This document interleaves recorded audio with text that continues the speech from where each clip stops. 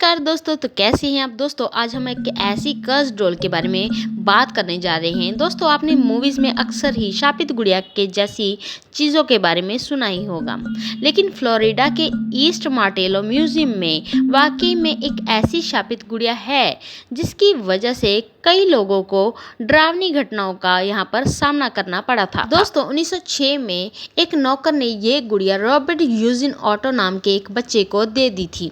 बताया जाता है कि इस गुड़िया में नौकर ने आपसी रंजिश के चलते हुए इस गुड़िया पर काला जादू करा दिया था और ये डॉल रॉबर्ट यूजिन ऑटो को दे दी थी। रॉबर्ट नाम का ये बच्चा इस डॉल को अपनी बेस्ट फ्रेंड मानने लगा था।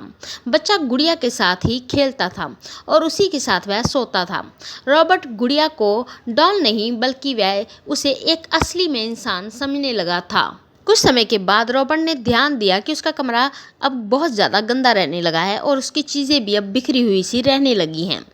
जब रॉबर्ट ने अपने माता पिता से कहा कि वह कमरा वो नहीं बल्कि उसकी डॉल ही इधर उधर उथल पुथल कर देती है, तो पेरेंट्स ने इस बात पर यकीन ना करते हुए उस बच्चे को कहा कि तुम झूठ बोल रहे हो और उसे खूब डांट भी पड़ी। एक रात रॉबर्ट ने देखा कि डॉल कुर्सी पर बैठकर उसे घूर रही थी और तभी चीज़ें हवा में अचानक से उड़ने लगी और दरवाज़ा बार बार खुलने पर बंद होने लगा।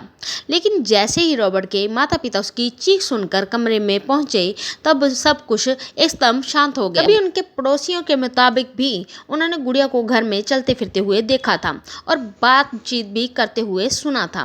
रॉबर्ट के कमरे में उन्हें अक्सर अजीबोगरीब आवाज़ें सुनाई देती रहती थी। रॉबर्ट के मुताबिक गुड़िया गुस्से में उसके घर का सभी फर्नीचर भी तोड़ दिया करती थी, जिसके कारण वह बहुत ही परेशान हो गया। इसी तरह से रॉबर्ट के घर के साथ जो उनके पड़ोसी उनके साथ रहते थे, उनकी भी यहाँ पर डरावनी घटनाएं होने लगी थी। इसके बाद गुड़िया को एक बॉक्स में बंद कर दिया गया था, जिससे घटनाएं थम सी गई थी। धीरे धीरे रॉबर्ट जब बड़ा हुआ और उसने अपने घर में घर गृहस्थी में वह व्यस्त हो गया, तो रॉबर्ट को वह शादी कर अपनी पत्नी के साथ नए घर में वह शिफ्ट हो गया और गुड़िया समेत कुछ सामान अपने नए घर में वह लेकर चला गया। जिसके बाद रॉबर्ट काफ़ी देर तक उस गुड़िया को अपने साथ रखा। इस घर में रॉबर्ट ने गुड़िया के लिए एक अलग सा कमरा बनाया। इस सब से उनकी पत्नी काफ़ी परेशान रहने लगी। पत्नी ने रॉबर्ट को कमरा बंद करके गुड़िया से मिलने की रिक्वेस्ट की। धीरे धीरे गुड़िया की हरकतें दोबारा से वहीं पर शुरू हो गई थी, जिसके कारण घर में फिर से उथल पुथल शुरू हो गया और गुड़िया का फिर से घर में चलना और कमरे से अजीबोगरीब आवाज़ें आना फिर से शुरू हो गया। फिर से सबको परेशान करने लगी थी वह गुड़िया। 1974 में वह रॉबर्ट नाम के वह शख्स की मृत्यु हो गई।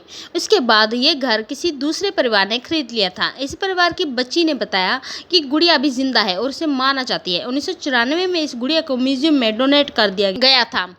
कई बार शीशे के डिब्बे में से रखी गई गुड़िया के अलावा काफ़ी बाकी सारी चीज़ें बिखरी हुई मिलती थी और बच्चों के रोने की वहाँ पर से आवाज़ भी आती थी।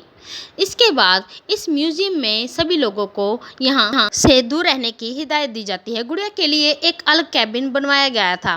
कहा जाता है कि अगर इसकी परमिशन के बिना तस्वीर खींची जाती है तो ये गुड़िया लोगों को श्राप दे देती है।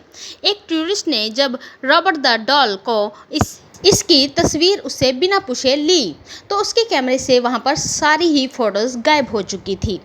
इस तरह से दोस्तों, इस गुड़िया की कहानी वाकई में ही बहुत ही ज़्यादा डरा देने वाली है। तो दोस्तों, कैसी लगी ये आज की कर्स्ड डॉल की ये हॉरर स्टोरी। ऐसी हॉरर स्टोरी सुनने के लिए आप हमारे चैनल को लाइक से सब्सक्राइब करना ना भूलें। प्लीज़ दोस्तों, हमें आपके सपोर्ट की बहुत ही ज़्यादा ज़रूरत है और अगर आपको ये हॉरर स्टोरी वाकई में पसंद आई है तो इसे अपने फैमिली और फ्रेंड्स के साथ भी ज़रूर शेयर करें। धन्यवाद।